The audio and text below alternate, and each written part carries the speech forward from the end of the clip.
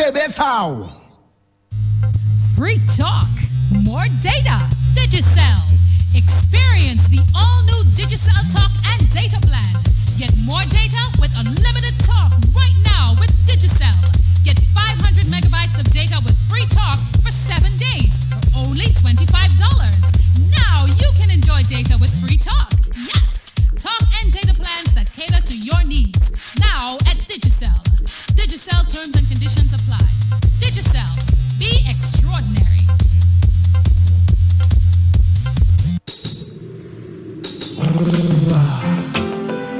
Yes. Thank you, Coolmet Studio. Me can't do it on the music, no. Yeah. You know the vibe show. Me got to sing to my baby girl. Yes, my girl, why are you so beautiful? What did God think that he was doing? Yes, when he made you, my girl, why are you so beautiful? Me can't just get you off my brain. Yeah, I mean I want to go insane. Alright, so this thing called love. Always take a time, things take a little time. And when me all you baby girl, yeah, in a the bump and grind, you but always fun, enjoy every time. Because the love we have unstoppable. Can know, baby girl, we untouchable. We untouchable. Hey. My girl, why are you so beautiful? What did God think that he was doing? Yes, when he made you. My girl, why are you so beautiful? Me can't just get you off my brain. Yeah, I mean I want to go insane. Alright, so you make me feel like we have to rub a dub in the tub. We contain so much love. With every waking moment I'm thinking of you. And like my father done used to tell me, yeah, it takes two. Love, powerful and it is foolproof. You must have the powers of souls to contain it for true. Love is what we do when we together, boo-boo. You increase the passion with some lingerie too. My girl. This episode of Health Vibes is brought to you by the brand you trust the most, Jolly's Pharmacy Limited, leading the way in healthcare. Introducing Jolly's Pharmacy, brand new website, www.jollys.dm. It's your time to jump the line. Shop now at jollys.dm and have your items delivered in the comfort of your office. No more standing in line. No need to use your lunch hour to shop. Hassle-free shopping, safe and secure. Jollys.dm features rush delivery, 1 hour. In-store pickup, regular delivery, 5 p.m. Cut-off time, 4 p.m. It's your time to jump the line. Visit us at www.jollys.dm. Jolly's Pharmacy, leading the way in healthcare. Jolly's Pharmacy presents a new and innovative radio program, Health Vibes. Every Wednesday morning on Q95 FM. Health Vibes, hosted by Carlton Lando and Pearl Fontaine Butler. Health Vibes from 10:15 to 11 a.m. It's not just your average talk show. It's appealing and educational with a bit of humor. Real vibes on your health. Now, that's the vibe. Health Vibes on Q95. Every Wednesday from 10:15 to 11 a.m. with Pearl and Carlton. Tune in. Welcome to Health Vibes, Dominica's most foremost program on health, medicine, nutrition, and wellness, featuring the latest news on conventional and alternative medicine and healthcare. Now, here's your host, Carlton Lando, and co-host, Pearl Fontaine Butler. A pleasant good morning to you, our family of Dominica and the wider Caribbean, listening to Health Vibes this morning. We are so happy to be connecting with you wherever you are at this time. Let me say good morning to all our good fans. I know there is this special lady at the Dominica Infirmary who told me that she listens to this show every day.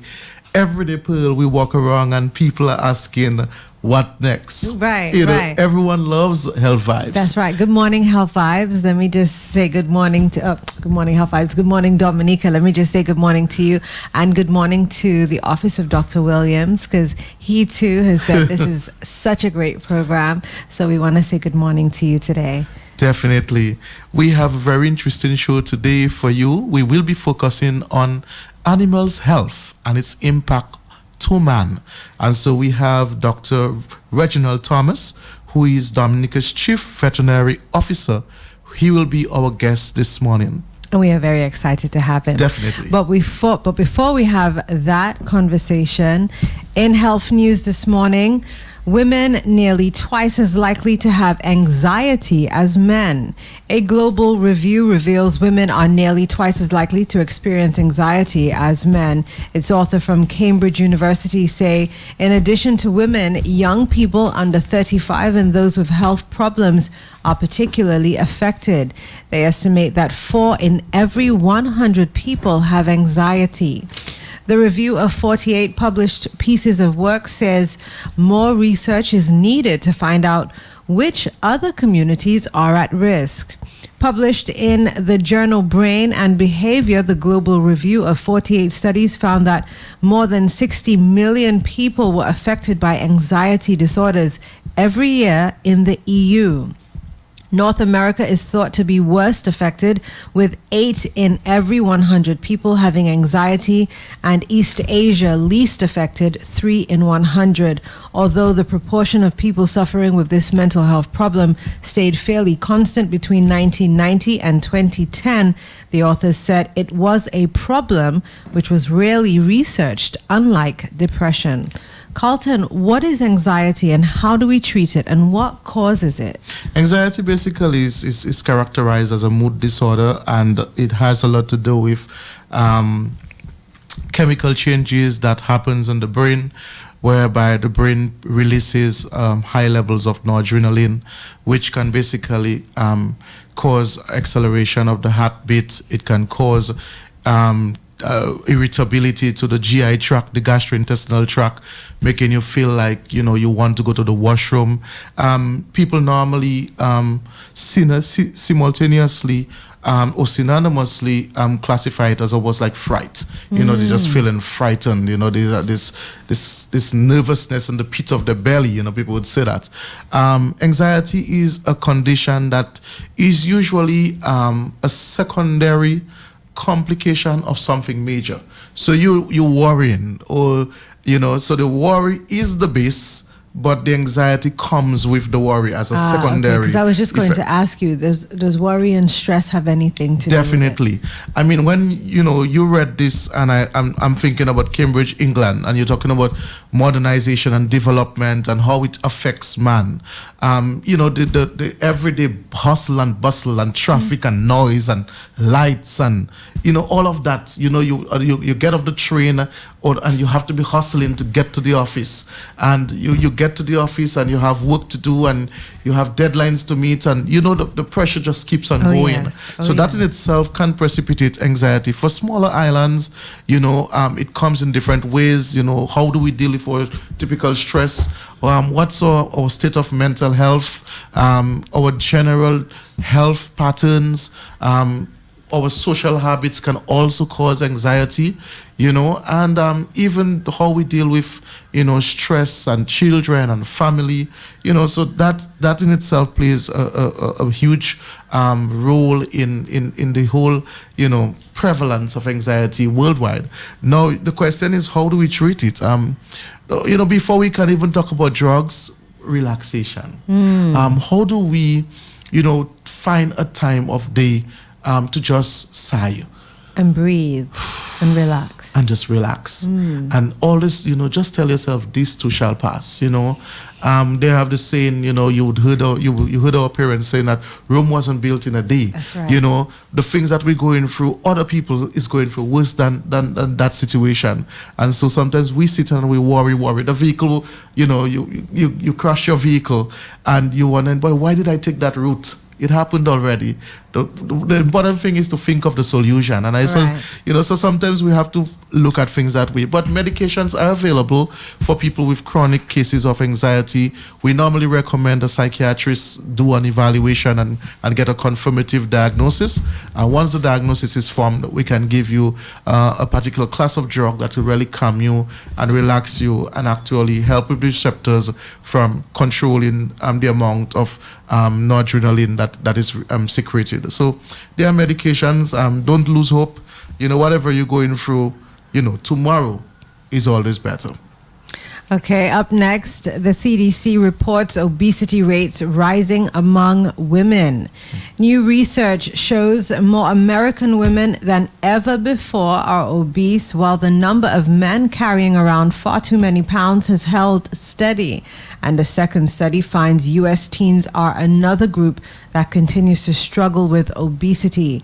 Obesity remains a public health concern, said Cynthia Ogden, an epidemiologist at the U.S. Centers for Disease Control and Prevention's National Center for Health Statistics. She worked on both reports. She says our study didn't look at why, we just looked at the trends to see what was happening. More research is needed to determine the reasons for the continuing obesity epidemic, she added. The statistics are sobering. 40% of American women and 35% of men were obese in 2013 throughout 2014, reflecting an increase among women but not among men. That's what the report found. Among children, 17% were obese in 2011 through 2014, while nearly 6% were extremely obese. The prevalence of obesity among young children were slightly increased among teens and younger children. The statistics is very similar to Dominica. I think recently when Dr. Etienne visited, there was some statistics that were released relating to the chronic non-communicable diseases and the risk factors that are associated with them. And obesity is one of the indicators that definitely has a huge risk. It's a huge risk factor for the chronic diseases. I think in Dominica, the statistics does show that more and more women tend to be obese or is climbing up the ladder of obesity compared to our men. There are many factors that may contribute to it, such as hormonal changes. High levels of estrogen has always been linked to obesity and even slowing the metabolic rate in women, lack of physical activity. Although I should mention that from time to time you're seeing women are exercising a bit more now than before. Nutritional changes. I mean, more and more people are cooking less at home and eating outside. And many of the times, if we look at the foods that we eat, is almost a 75% carbohydrates and very little of the other food groups. And we know that carbohydrates is basically converted to sugar, and that in itself increases the chances of developing weight gain. Anxiety, depression, and stress tend to affect the women more than men, and that in itself can slow them down and make them, lethargic, have no energy to do anything. Women are generally seen as the breadwinners, so to speak, now in our small societies, and they have to think of what is next for the children. Where do I get money for bread and for food and for stuff like that? It gets them a little stressed out, and some of them, they just eat, when they're stressed out or depressed. Fatigue as well. They have to juggle work and home and all of these things like that. And so, those are some factors that can be contributing to those statistics relating to women. But we still say at the end of the day that you have to balance the two. And you have to ask yourself a question, is it worth I getting myself unhealthy to the point where it's going to make me poorer? Because when you talk about the chronic non-communicable diseases, which has absolutely no cure, you're going to be on medications for life. You have to visit your doctor maybe, every 3 months, right, for an evaluation. You may have to do blood tests from time to time. You have to do other screenings, that in itself mean that more money is taken away from your house budget, That's from right. your savings. And so it's important, particularly if you have absolutely no skeletal muscular disorders, get up, man, and do something. Do a That's little right. brisk walking, get a rope and skip. You recognize boxers skip all the time All the because you time. burn so many calories in skipping. So it's important that you don't make those the indicators that I've mentioned about be the thing as an excuse, but you get up and you do something. Okay, so an update on Zika. The World Health Organization said on Tuesday it will convene experts next week to discuss the Zika outbreak, including its impact on the Rio Olympics, as new research suggests only a slight risk that more tourists will be infected at the Games. The emergency meeting set for June 14 will be the WHO's third regarding the Zika virus outbreak. Such panels are required to meet every 3 months to review new evidence and consider whether Zika and its ability to cause a rare birth defect should still be classified as an international health emergency. The meeting comes amid intensifying concerns over holding the Olympics in Brazil, the country hardest hit by Zika. Brazilian authorities have confirmed more than 1,400 cases of microcephaly in babies whose mothers were exposed to Zika during pregnancy. The WHO has advised that pregnant women should avoid travel to Zika outbreak areas, and that men who have been infected by or exposed to the virus practice safe sex or abstain from sex for up to 6 months. A letter signed by more than 200 bioestheticists and health experts has called for the WHO to recommend postponing or moving the Olympics to prevent an acceleration of the epidemic spread. The WHO has rejected the call, saying the Games would not have a significant public health impact. Carlton, again, the Zika is almost becoming like a brand now worldwide. I mean, every there is always something new about Zika, and I've been following this debate as to whether the game should be cancelled or whether it should continue. My take is that the game should continue. I believe that if you look at the two, at the end of the day, people travel, and you just don't know where. I know that just like it's like, I mean, because we have a few cases in Dominica, are you saying, well, our port should be closed and our airport should be closed? I know that we're talking about thousands of people converging in one on one island, one country for games, but I mean, that's my take on it. Well, there you have it. So be sure to check in with your questions, concerns, or thoughts on 449-3095, 449-3096, 449-3097, 616-4257, or on the overseas line 305-432-9624. To join our live streaming, you can go to www.q95da.com and click on the YouTube video stream icon or player. Up next, we have Dr. Reginald Thomas, Chief Veterinary Officer, who is here to talk about animal health and its impact on man. We're going to take a quick break. Stay tuned. At Johnny's Pharmacy, your health and wellness is our passion. No wonder Johnny's Pharmacy provides the widest variety of the highest quality vitamin supplements and remedies for your lifestyle activity and nutritional needs. Take care of your body.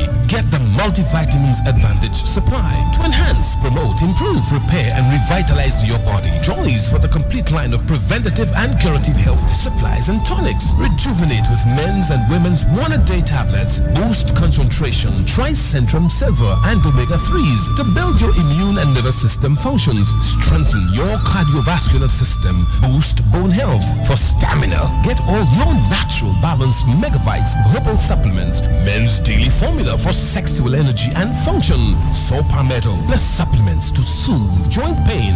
Feel like a dynamo, get up and go, catch back your mojo at Johnny's, Dominica's principal healthcare pharmacy. Why? Because you deserve more from a drugstore.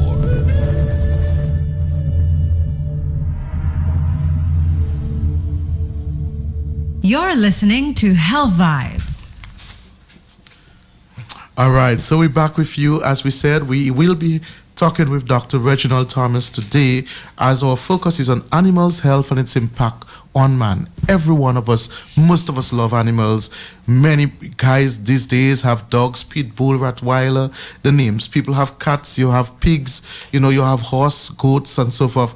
And a lot of times, you love your animals, you take good care of them, and sometimes you need more information as to whether you are doing the right thing in taking care of them and what you need to know. So today is a good day that you need to be close to your radio and listen to hear what the expert has to say.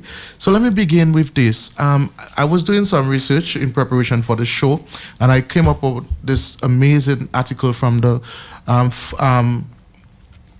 FAO. Healthy animals contribute to the elimination of hunger, to healthy people, and to sustain food production. A 70% rise in the demand of animal protein is estimated between now and 2050. The FAO contributes to improve animals' health, to make livestock production more productive and sustainable, and is a global partner in the One Health initiative linking animals, humans, and the environment. FAO attributes to animal health as a necessary tool for more sustainable livestock production. Animal products do not only represent a source of high quality food, but are also a source of income for many small farmers and animal holders in developing countries. Economic growth is accompanied by an increase in consumption of animal products.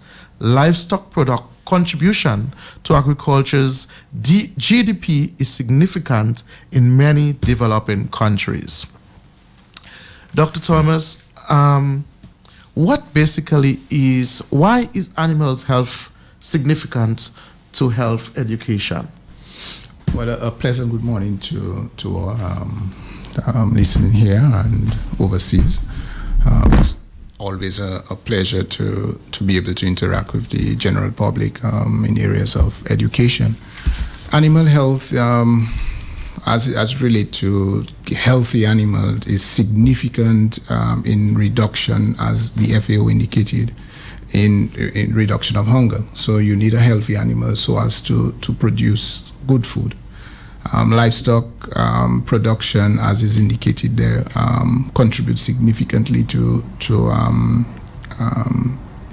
food production and incomes to many people in different parts of the world. And as such, keeping the animals healthy is very critical. But on the other side, animals are also a source of disease spread. So keeping that animal healthy, again, contributes to good health. And that is why there has been the approach of One Health, where you look at the interactions of the animal, for example, in any environment, and its potential impact on the human population. So that is basically the reason. I mean, in our parts, we basically see veterinarians as people going around pricking animals, to use a colloquial term, but the efforts of veterinarians in managing disease and for food production is critical, and so that general, kind of generalizing the importance of animal health in health education. So being able to interact with pet owners and farmers and consumers is critical in terms of the use of animals to exploit animal in the various uses, so companion animals or food, as the case may be. Now, many of us, as I said, we have animals. I have a cat at home myself. Give us an idea of some diseases that you see around relating to animals. You have dogs, you have cats, you have sheep, you have goats, you Chickens. have chicken, some diseases that maybe people don't even know about, that we see around. I try to be as positive and look first at the positives, but in response to your question, animals have been linked to spreading diseases to humans. In fact, animals are responsible for about 60% of all human diseases, the zoonotic ones, that is those that spread between animal and man, and that contribute 60% of all human diseases. That's a significant number. And it's even more frightening that 75% of the infectious emergent diseases are zoonotic. So it even makes it more critical. Where people live in very close proximity to animals, in the developing world, where you have large populations of animals and humans, there are generally large outbreaks of diseases. Bird flu, Swine flu. well, we don't say swine flu anymore. It's H1N1, but better known as swine flu, tuberculosis, rabies, toxoplasmosis, which is critical in terms of pregnant women. And you'll hear the myth about if you're pregnant, don't stay close to a cat. Well, not a myth, but a saying. If you're pregnant, stay away from the cats. And many bacterial diseases. Some of them, some gastrointestinal diseases, and we could speak about salmonella poisoning, the coli, Escherichia coli, and the other groups of bacteria. They had just a myriad of agents that can potentially infect human and cause disease in the human population. And as such, information on proper care and management of these animals is critical in keeping the human population as free of disease as possible. How can humans get those infections? I mean, what is it that mode humans, of transmission? Right. What is it that we are not doing as caretakers? Well, Correct. okay. First, the agents need to be present in your environment. Not all of the agents that I spoke about or the diseases that I spoke about are found in our parts of the world. So, for example, Dominica is free of rabies, but rabies causes significant disease and death in other parts of the world, where dogs bite individuals, like a rabbit. If a rabid dog is to bite somebody, it's potentially infect that person, and that person could get rabies and die. There are things like vampire bats, there are even cattle that or other animals that get infected by rabies can potentially infect a human. So the saliva, the blood, the feces, the meats, and other products, milk in the case of milking animals, are the potential means by which people get into and interact with the disease and get exposed to the disease. You can get rabies from bats as well, right? Vampire bats. What we have are fruit bats, and so if you get bitten by a fruit bat, you will not get rabies. And Dominica, that's what we have in Dominica. Yeah, we have fruit bats. Dominica has been rabies-free for as far as we know. And we, for example, the vet services take extra precaution to ensure that you do not import it through animals. There's a lot of trade in domestic animals, cats and dogs, so we try to ensure that we protect the borders as best as possible to prevent the potential entry of this disease. So sometimes, you speak to people, somebody wants to bring an animal from somewhere, and you say, well, these are the requirements. People get vexed because they say, oh, it's just a dog, or it's my animal.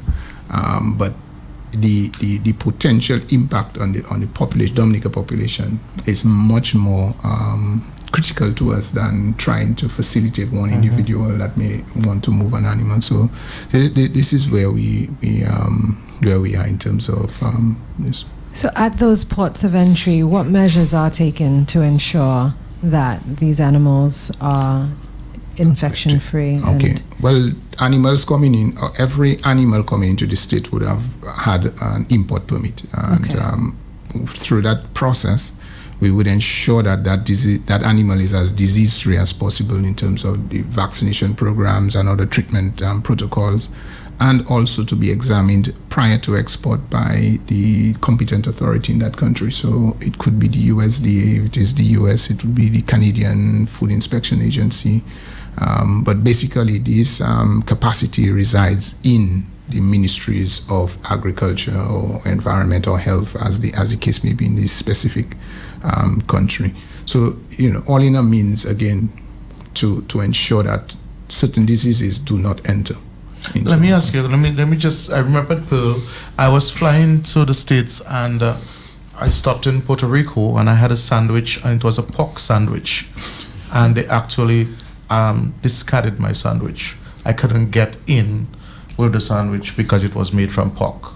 Well, I do not think it was because it was an infected piece of pork, but rather the US, being a large exporter and producer of pork and pork products, try to ensure that the potential of disease entering their territory is at the highest, and so they would prevent you from bringing in poultry, because they are also a large producer of poultry and pigs, because of the potential spread of mainly animal diseases. It's cooked. Well, in the vet world, you look at your pathways and for disease, and you'd be surprised that 1 gram of meat can destroy an entire industry. Wow. Infected meat, that is. So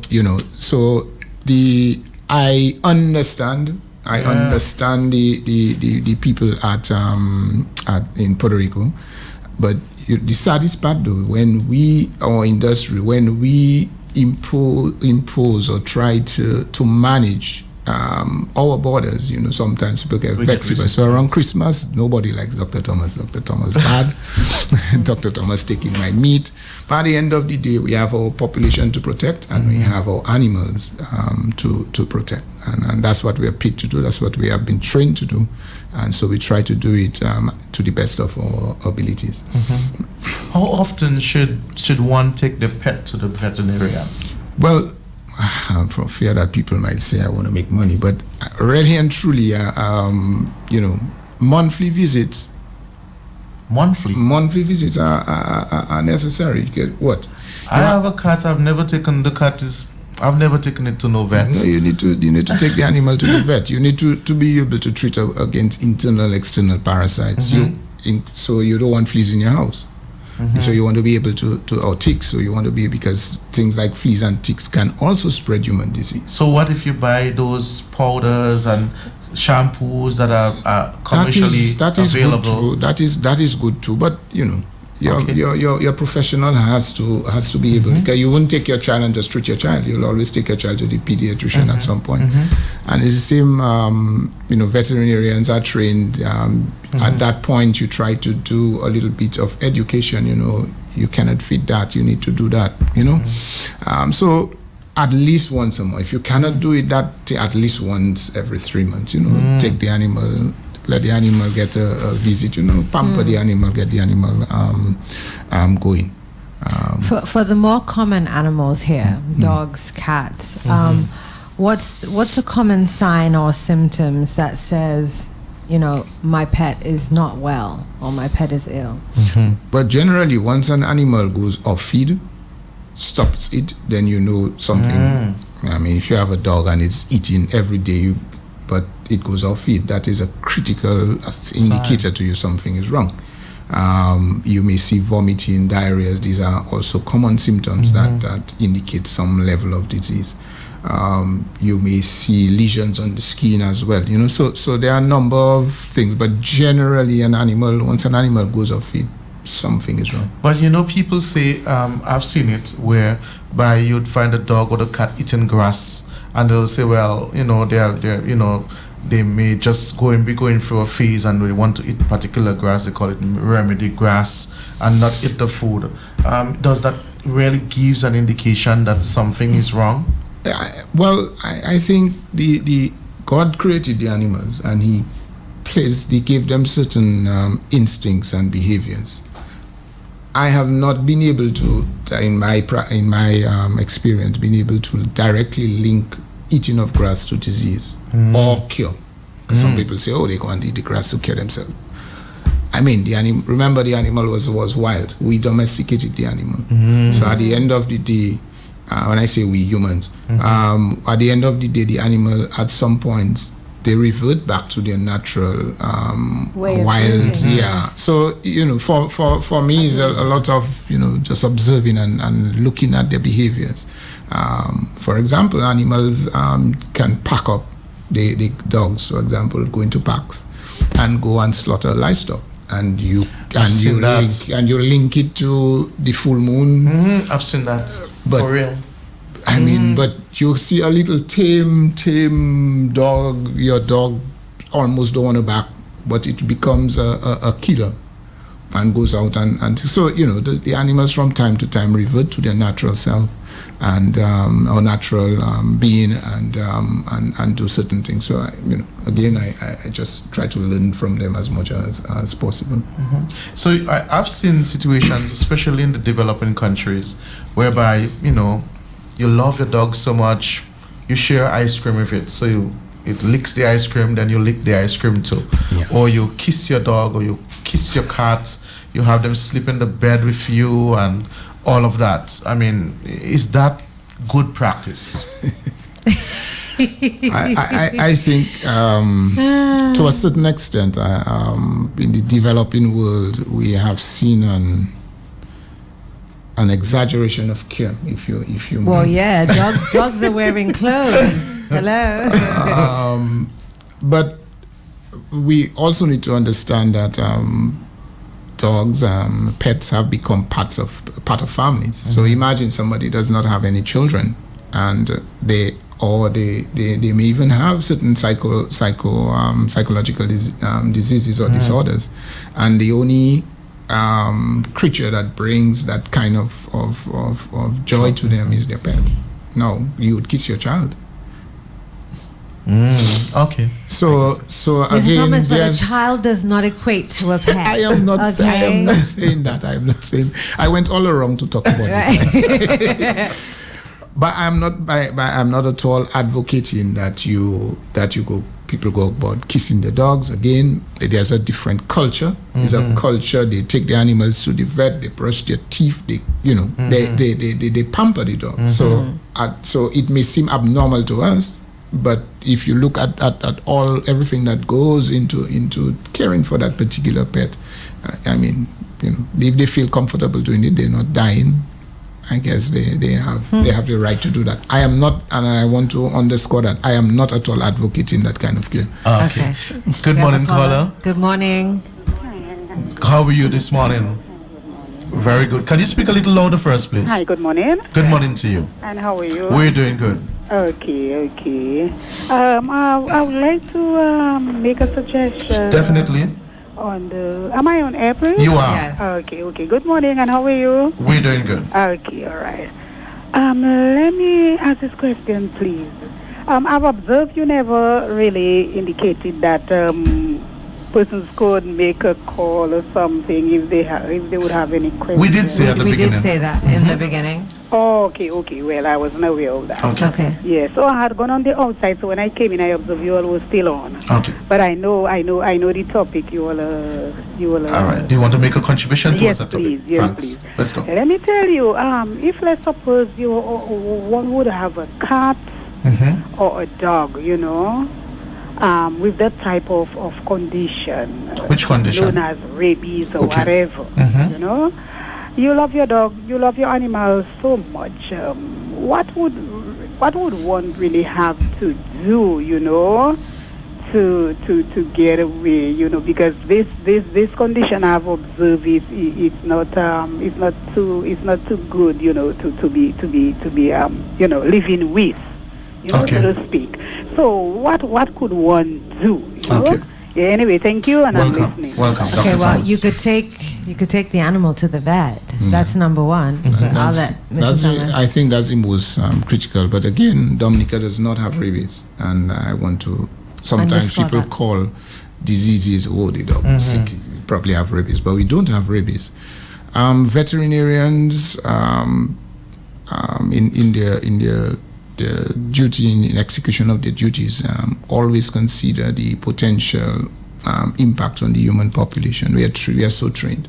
So if, for example, you have an infectious disease and it's zoonotic, it's be able to spread between the animal and the human, and we look at the environment in which the animal is kept, the suggestion might be to prevent potential infection of the human would be to eliminate that animal from the population. So we would humanely euthanize that or suggest the humane euthanasia of that animal. And again, it's all in the effort to reduce transmission to the humans and of course the animal population. There are certain diseases that are recognized internationally as reportable diseases. So for example, if rabies were to enter Dominica, God forbid, the state could take certain actions, and one of those actions in terms of reducing the general spread within that the environment would be to destroy. So for example, we had black cicotoca in the plant world, so we went around, removing some of the abandoned fields. In citrus, we had the same thing. So that is a potential. In the 70s, we had an infectious swine disease, and we went around removing those infected animals and after to repopulate the animals. So there are certain decisions that the state would have to take in terms, again, one, looking at the potential in terms of human transmission, animal transmission, and the potential impact, economic impacts of a particular disease. So that can take place. But where it's a domestic pet, a dog, a cat, and the dog has leptospirosis, for example, or we would suggest to to prevent potential spread to your children yourself, let us just eliminate that animal. Of course, the decision still remains yours in terms of determining what can be done. But there are treatable diseases and there are diseases that are non-treatable diseases. Dr. Thomas, I want to ask you a question relating to animals and feeding. Okay. What is the best thing to feed your animals? So sometimes you'd find people have old food in the refrigerator for how long? Weeks, and you could actually smell that the food is not good, and you decide you're still going to give it to your dog or give it to your cat to eat. Is that a good thing? I mean, is that healthy? Can the animal get sick just like a human would get sick from eating that type of food? Certainly, people think that animals are not susceptible to disease, and I mean basic feeding of the animal is just as in terms of right to that animal. So if you can't feed the animal, do not have the animal. I like that. And that to me is important. We see people feed. So you have a dog. A dog is a canine. It wants meat. So you have to give it meat. People do rice and fish bones. Yeah, but the point is, if it's more fish bones or fish or meat than the rice, I am okay. But you give it more carbs, rice, which is its system is not designed to deal with that, than you actually giving it meat. So it's not meeting its nutritional requirements. The use of adulterated food or food that that came from some restaurant and you kept it for how many days, or you had a party at your home and it's going bad, you choose to give it to the dog will get sick because again the pathogens, the bacteria, the fungi, the viruses do affect the animals as well. They are mammals like us and they would get disease. A little bit more tolerant, but some cases they are even fatal diseases that are spread through that. So to answer your question, it would be to try to feed your dogs good food. Right now we have packaged food, so we have the dry foods, we have the canned foods.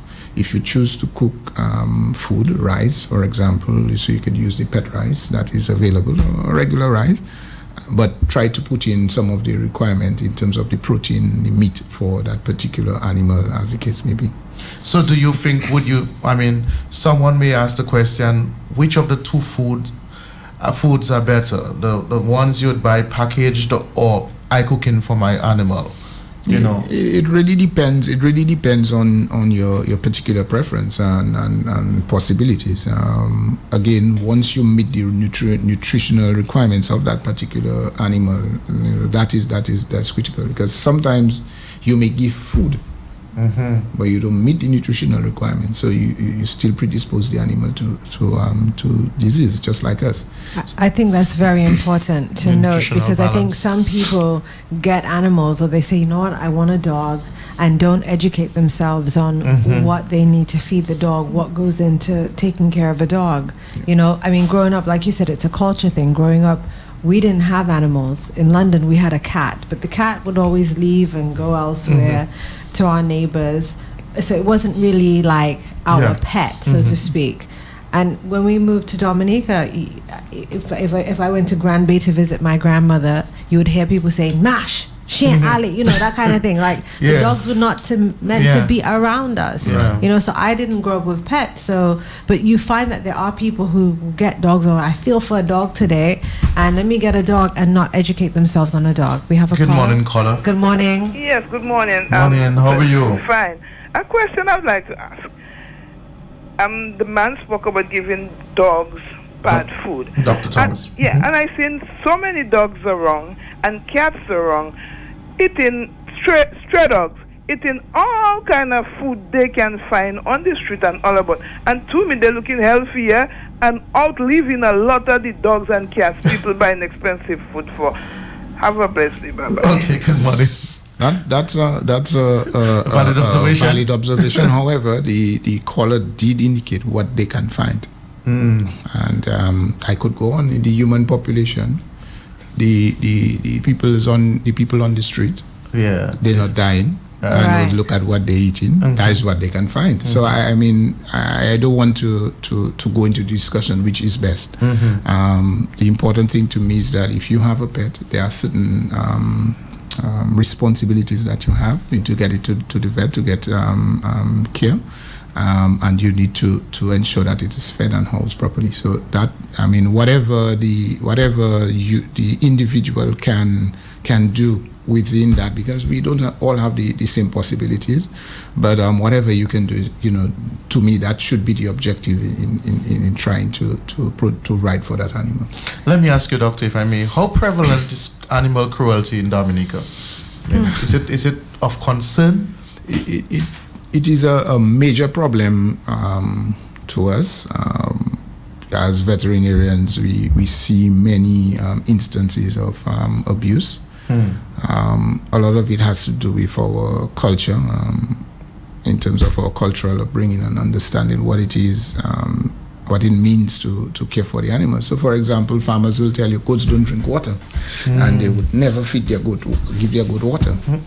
But water is an essential part of feeding, just as giving it the dry food. So, and these things constitute some. But what's kind their of reasoning cruelty. for not giving? Because of the chlorophyll in the leaves? Well, they assume that once it eats the grass, it should get its water. And goats, by their behavior, they like to be in dry areas. They don't necessarily like to be in.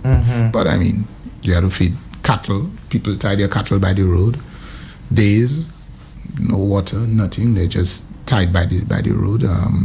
Don't talk about what people do to dogs. We have learned the art of poisoning. We are probably the best in the world in poisoning of animals. Now, if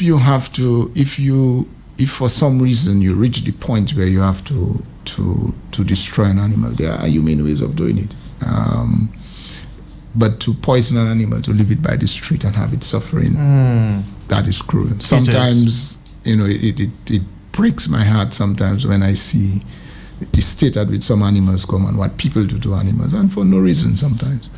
No apparent reasons sometimes. But as I said, it's. But are there laws against animal cruelty here? We have laws dating back to the 1950s.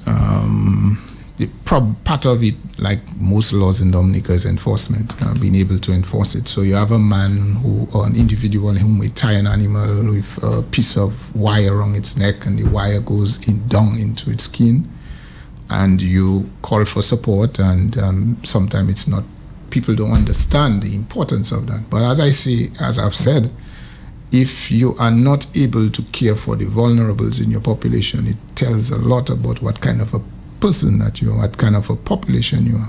So you'll treat your pets on the road, you'll treat your paros, and as we call them, on the street. To me, it tells a lot about what kind of society what kind of society we have, and that is my position on it, you know. So I can tell that as a veterinarian, you're very passionate about that. True. And I think a lot of the things that are happening in our country has a lot to do with lack of education and how we view animals. True. You know, whereas in the Bible as humans, we have dominion over them and we're supposed to care for them, but a lot of times we don't necessarily really see it that way. You know, it's almost like I said before, you just wake up one morning, say you want a dog, and you know nothing about taking care of a dog, except that you know whatever's left over, that's what you feed the dog. And that's just it. You know, the dog gets to scare away any rats and stuff like that around the house, but how much are we really caring for the animals? Good morning, caller. Good morning. Thank you. Good morning. You know, it's very vital fact in knowing that food from animal, especially the poultry from the pig, the swine. You know, probably now we know that the swine lives and grow in a pit, and we can get contaminated by just eating it meat. But it's you know, the fats from the food from animal can reduce hypertension and really give energy. All right, caller, could you just okay. Let me, doctor, because we have limited time, we just want to run through a few myths, true or false, you know, that we came up with. I'll start with the first one, and Pearl will do the second one until we get to the end. Cutting the dog's tail to get it bad. Is that that's false. That's false. That's pure aesthetics. That's not true. That's not true. Okay. Giving dogs peppery foods to make them aggressive. False. It doesn't work. The animal is a monogastric, just like you and I. When you eat pepper, what happens to your stomach? So if I give the dog a peppery food, it should run around and act like a mad animal, of course. And then obviously it may get diarrhea. And then the same thing. But that's cruel. That's cruelty. That's cruel. Buttering the cat's mouth to make it stay within the confinements of the house. So you got a kitten and they tell you butter the cat's mouth and it will stay in the yard and stuff like that. That's false. I mean, if you a lot of times the animals leave, like cats leave their homes because they are intact. They are males. They go out to meet and they don't come back. Either they get killed or whatever. Butter doesn't stop many cats from coming. I have a question though, as you just said that. What do we do about roadkill here in Dominica? So if, let's say, a cat happens to be crushed on the side of the road, what usually happens? It just stays there. Yeah, if I pass and I see one recently, I'll probably take it. Once I have the time, I'll probably take it to the landfill, as the case may be. If they have not died, I normally have drugs. I would finish them off to ensure that they don't stay and suffer. So it depends on where it is, and Okay. Okay. Do animals only see in black and white? Most of them, yes, because of the cone. So, for example, you go around flagging for the bull, flagging a red. You agitating the animal more by putting this thing in front of its face than it's seeing red. So people are afraid to. So it doesn't even see the red. Oh God. All right. Can cats always land on their feet when falling from heights without breaking bones? Most times, depending on, again, it's always conditional on the height. But the animal, by its nature, its agility, most likely is going to land on its legs. However, if the animal, based on the height and the weight of the animal, you could get potential fractures in the Are dogs' mouths cleaner than human beings' mouths? That's not possible. Okay. Well, I've heard people say if a dog licks your wound, it will cure. It cures faster. But come on, man. Yeah, hello, but in first world countries, you find that people are literally kissing their dogs. The thing is, again, it depends. Like our mouths get contaminated by the things that we put into it. Whether you have cavities, whatever is the case, and it's the same with the animals. But if you have an animal, it goes to the dentist. It is fed certain foods. You brush its teeth in the morning, then the animal mouth is clean. But to make a blanket statement that because it's a dog, its mouth is cleaner than that has serious problems. Good morning, caller. Good morning. Good morning, caller. Caller has gone. All right. Can cats really see better in darkness? They tend to see better in the night. That's why they hunt mostly in the night. Yeah. Wow. And why do they sleep so much? Like cats sleep so much. That's their nature. They lime in the night and they lime in the night. They sleep in the day. So this song that your cat makes, like when it's rubbing on you, it makes this moto song. Like it's purring. It's looking for affection. That's when you pick up your cat, you hug it, you kiss it. We have a caller. Good morning, caller. Good morning, caller. Yes. Good morning. How are you all doing this We're morning? doing good, sir. Good. Yes. To a statement. I'm the lady that called and say about the dog and the cat that's like outside and they go in the garbage and they more vibrant than anything. Because you got to understand they are supposed to be there for like scavengers. But it's because we domesticate those animals and we put them in the house, but it's supposed to be like cleaners, And another thing I learned from being in the United States, that's why I said knowledge is power and people have to empower themselves to know. How do we ever ask ourselves the question, where did the pig came from and where did the pig come about? How did it come about? And from my from the knowledge that came to me, the pig was grafted. Remember in the time of the biblical time when they were talking about people should die from leprosy? Remember the pig was there to clean up the filth of the earth. So in actuality, the pig was grafted, or like in this day we say clone, from the cat, the rat, and the dog. Because the dog, because of its senses, to smell, to be able to track where the dead carcasses is. And the rat, because the rat could eat certain toxic food and garbage and it would still survive. And the cat, because of its very intelligent and be able to fight and defend itself. And I was like, wow. And it do make sense to me. So, and this is what, when we mingle ourselves with those things, remember this is an animal that's supposed to be like the gentleman said, they were out there in the wilderness and then we brought them into our domain. This is where the problem starts. And also with the dog kissing us, I think that's something that shouldn't be, because apparently the DNA of that animal is going into the DNA of the people in your body, and that's not a good mix for the body. But it's a very interesting program. Thank you, and we are learning every day. I appreciate from that. those information. Thank you. Well, just again, I beg to differ. I chose not to eat meat. I don't eat meat. I said I can't eat my clients. People can refute it, but that is my position. Okay. I don't eat meat. But the war on pig and that the religious, I think more religious than anything. I mean, pigs are being reared now in cleaner floors than some homes. Sometimes, if you go into some pig pens, you'd never imagine it's pigs are living there. So I don't understand the thing.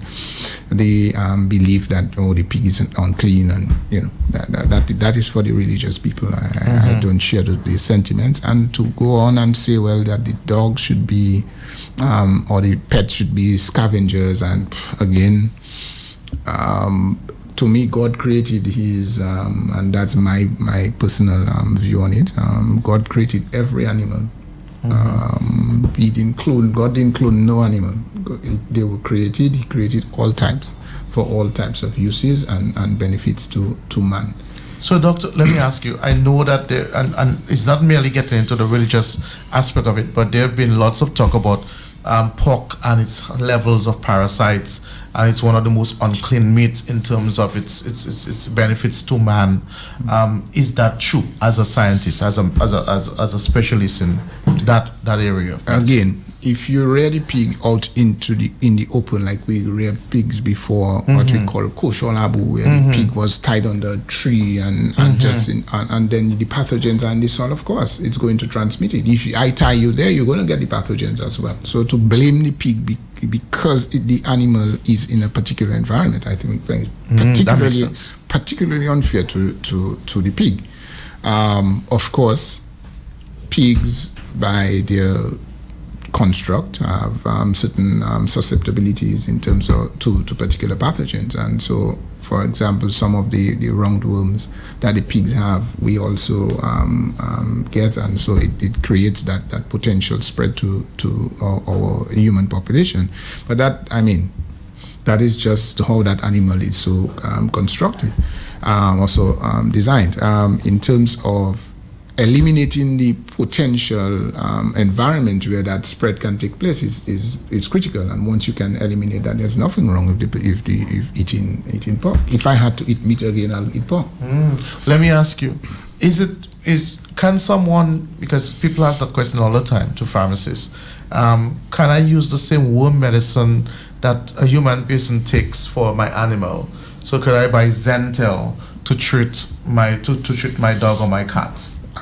Some of the drugs that are used, a lot of the drugs that are used in human medicine can be used in animal medicine as well. And I use a lot of the pharmacies, and that's why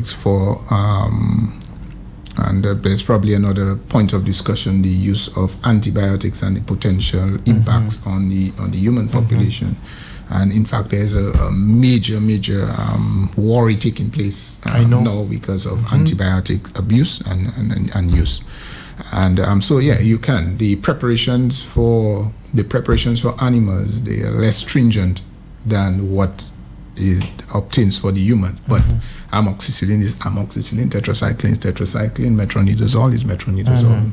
Albendazole is albendazole. So then the parasites that are in the animals are almost similar to the parasites. They are similar. I mean, if you look at the nematodes, the group nematodes, it doesn't separate animal or man. The point is they are nematodes, and the diseases that the chemicals or drugs that are used to treat nematodes in a human can be used to I have another question for you. I do too. As we talk about foods, that's a pearl. As we talk about foods, in Dominica we consume laser, what we call iguana. People consume iguana. People consume maniku and agouti and these wild meats. How? Are they healthy?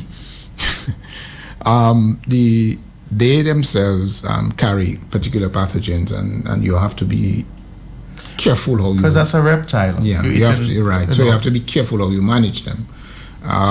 But of course, in Dominica, we cremate food. So generally, you will cremate pathogens.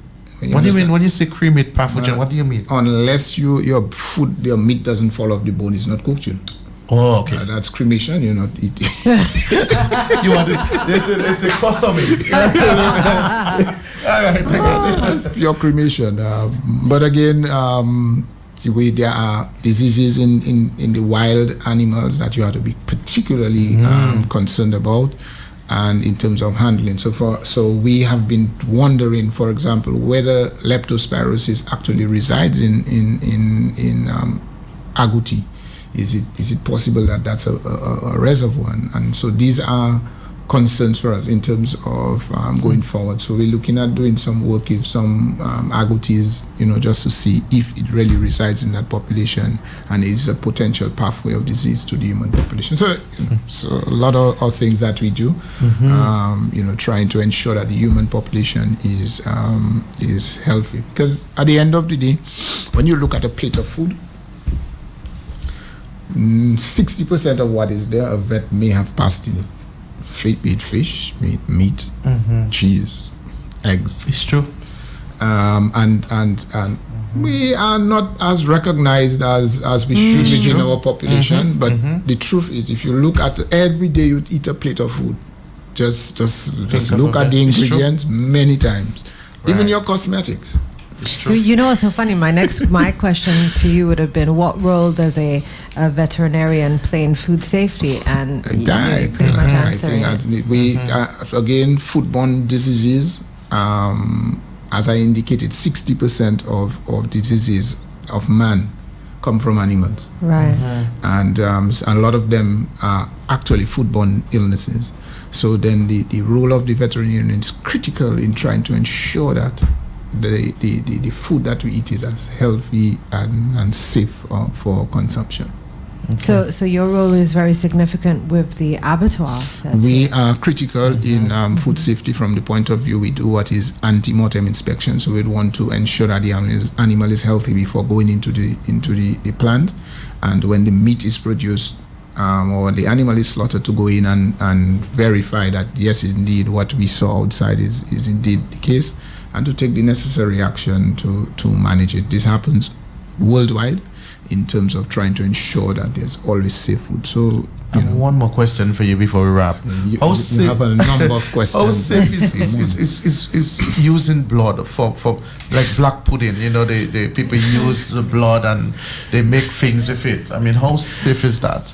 I have never eaten black pudding in my life, but it's not for religious reasons. I just think it quivers me to think of me eating blood, but I mean, is that you exposing me to be shot by the firing squad? I have eaten a lot of that stuff. Yes. But now that I'm older and wiser, I think that is the most dangerous food that somebody could potentially consume, because the blood carries all the potential pathogens within that animal. It carries all the chemicals that would have been used in that animal. But I would like to reserve my comments for fear that I might be. Well, you know what? I had this conversation with my grandmother the other day, right? Yes. But on a more religious level, and she was not open to hearing that. She said, "Well, I've already sinned, so you can't that's right. You can't stop her." But I think blood is. I mean, we use blood to grow pathogens. Yes. Because it's just the right environment for growing of pathogens. I think. I mean, have you seen them make black pudding? I know. I don't want to say these guys' hands go in the sting, and that's crazy stuff. But anyhow. Dr. Thomas, we just about wrapping up. I must say, and I will tell you that your veterinary technicians, they do a really good job too. You have some very competent people. Brian Bertrand in Portsmouth, my friend, and you have this lady from Mahu. I know these two people. They're really, really knowledgeable and competent, and whenever the local people want them, they are accessible to come to their aid.